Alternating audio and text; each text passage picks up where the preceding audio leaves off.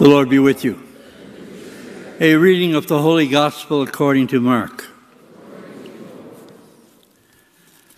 When the Pharisees with some scribes who had come from Jerusalem, they gathered around Jesus. They observed that some of his disciples ate their meals with unclean, that is, unwashed hands. For the Pharisees, and in fact, all Jews, do not eat without carefully washing their hands, keeping the tradition of the elders. And on coming from the marketplace, they do not eat without purifying themselves. And there are many other things that they have traditionally observed. The purification of cups, jugs, and kettles and beds. So the Pharisees and scribes question him. Why do your disciples not follow the tradition of the elders, but instead eat a meal with unclean hands? He responded, well, did Isaiah prophesy about you hypocrites, as it is written, the people honor me with their lips, but their hearts are far from me. In vain they do not worship me, touching as doctrines human precepts. You discard God's commandments and cling to the human tradition. He summoned the crowd, and he had said to them, hear me, all of you, and understand. Nothing that enters from outside can defile the person, but the things that come from within are what defile.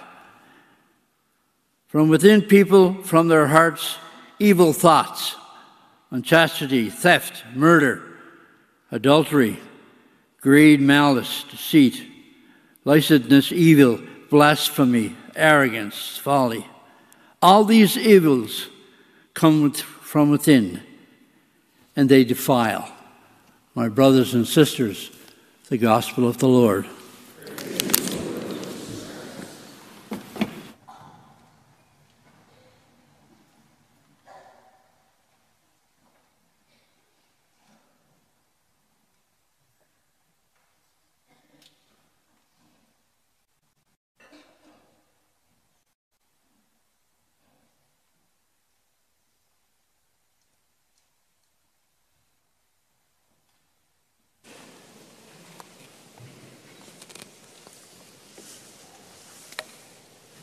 Do you remember those times in your lives when everyone around you seemed to know what you should be doing? I know it was never you thinking that. But you've known those situations, haven't you? And if we're honest, we've done it at times. It's always easy to know what everybody else should be doing. In today's gospel, Jesus and his followers are chided, and they're chided for not observing the Jewish ritual customs of cleanliness and etiquette. And what Jesus does is to turn the table on the accusing scribes and Pharisees. What he says to them is that you're in bigger violation of the law and the prophets than anything we've done. He says that what you have is unclean hearts. And what he wants to do is to address that and have them look at it also. What he basically says is this, that it's better to go to table with a sincere heart than without judging, than going to table well scrubbed, but with evil thoughts, pride, envy, slander, and the like, and on people's hearts and lips. What he basically asks is this, which is more important to God, clean hands and body, or a clean mind and heart? And you know where he's going with it. He deals with the matter by going to the heart of the problem. And what he looks at is what God desires, what God wants, not just what human beings want. He says that God looks into the heart, while humans only see the external. God goes to the heart and is able to read your intentions and where you're coming from and where you're ultimately going. And what he says is this: what's the purpose of the commandments?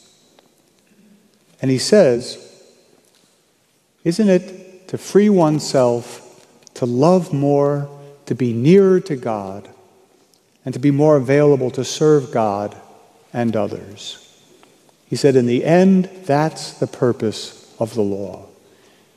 It's about entering ever more deeply into relationship with God and neighbor. That doesn't seem to be a preoccupation with the Pharisees and the scribes. Jesus is unafraid to call these religious authorities hypocrites. Literally, it means people who wear masks, who are only acting. And he says that like actors, you put on a good show. You make people think that they are obeying God's law, while in fact, you're harboring darkness in your hearts and evil desires and intentions. He said, you're really not doing the work of the Lord, far from it. And every day, you become a little more distant from the Lord. Now, as we said at the beginning, who of us, if we're being honest, is completely free of such bias? Probably few or none of us. Look into your own heart and see where you may need to grow. We need to recognize that acting, that hypocrisy, is a problem in our world. And we need to seek to eradicate it in our lives the only way we ultimately can, by the help of the grace of God. And what Jesus is telling the scribes and the Pharisees is this: that you're not even aware of your sin, let alone striving to change it. He says you're simply hypocrites, and you don't get it.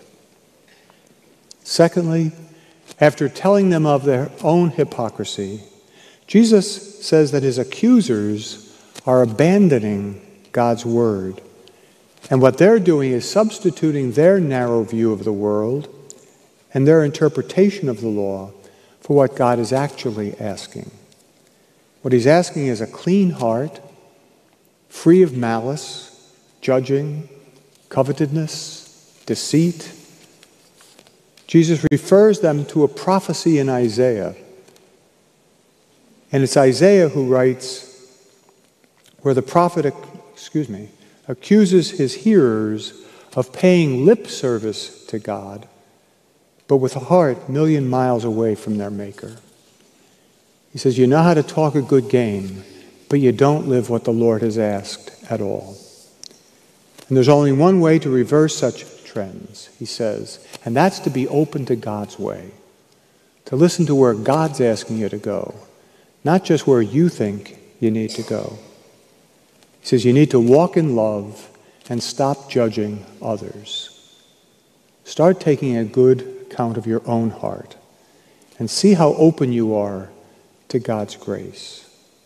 Only then will you be able to gradually purify your intentions. And if you do that, it's God who can set you on fire with the love of the Holy Spirit. So, I would invite you tonight to consider this. We can ask, am I committed to eliminating from my life that which is other than God?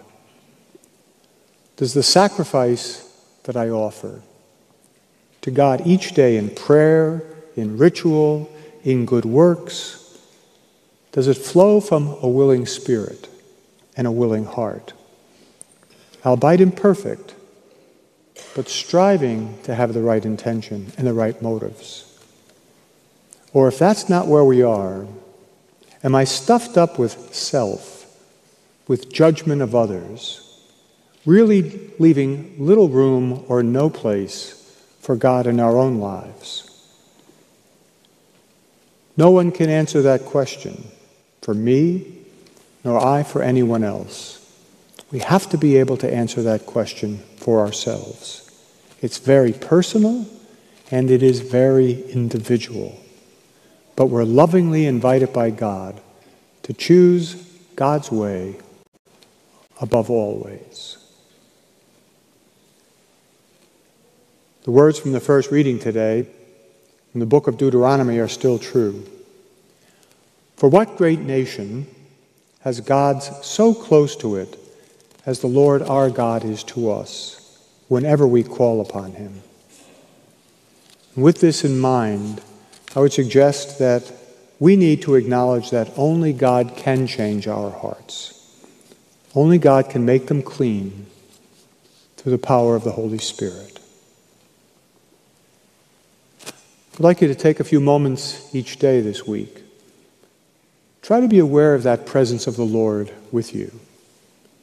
Remember when we were little kids, we learned, where is God? God is everywhere. Sister used to say, Patrick, move over in your seat. God needs a little more room. It's not a bad thing to remember, especially if it means that it's this God who simply wants to reach out to you, to heal you, and to make you whole.